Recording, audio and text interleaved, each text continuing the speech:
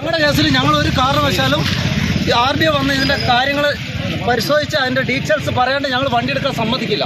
ഒന്നും മാറ്റിട്ട് 10 മിനിറ്റ് കൂടെ ആയില്ലോ വണ്ടി കൊണ്ട് ഡ്രൈവർ ആരാന്ന് പോലും ഞങ്ങൾക്ക് അറിയില്ല. വണ്ടിന്റെ ടയർ കണ്ടു നിങ്ങൾക്ക് വണ്ടിന്റെ ടയർ ഇത് റോഡിൽ നമുക്ക് എന്താ ചെയ്യാൻ ടയർ അടിക്കാൻ?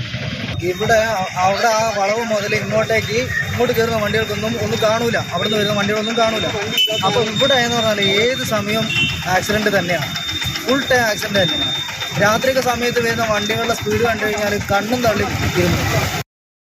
കമലിലേക്ക് അപകടം ഉണ്ടാകുന്ന സ്ഥലമാണെന്ന് ആളുകൾ പറയുന്നു. മാത്രമല്ല കരുതലെടുക്കേണ്ടതാണ്. ആ റോഡിന്റെ പ്രത്യേകത നേരത്തെ അപകടമൊക്കെ ഉണ്ടാകുമ്പോൾ പോലീസ് ജീപ്പ് കൂടിയാണ്. കമൽ, അങ്ങനെ ആരോപണം കൂടി വരികയാണ്. കാരണം ഉന്തുവണ്ടിയിൽ കച്ചവടം, പച്ചക്കറി കച്ചവടം ചെയ്ത് ഉപജീവന മാർഗം നടത്തിയിരുന്ന സാധാരണക്കാരനായ ഒരു വ്യക്തിയാണ് മരണപ്പെടുന്നത്.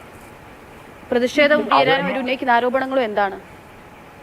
അതുതന്നെയാണ് പ്രതീക്ഷ ഏറ്റവും ദാരുണമായ സംഭവം. അവിടെ സ്ഥിരമായി ഉന്തുവണ്ടിയിൽ പച്ചക്കറി കച്ചവടവും ചേമ്പും മറ്റു കിഴങ്ങുമൊക്കെ കച്ചവടം ചെയ്യുന്ന ഒരാളാണ് മരണപ്പെട്ടത്. 65 വയസ്സ് പ്രായമുള്ളയാൾ. ഈ ജീപ്പ് വന്ന് അദ്ദേഹത്തെ ഇടിച്ചു തെറിപ്പിച്ച ശേഷം മറയുകയായിരുന്നു.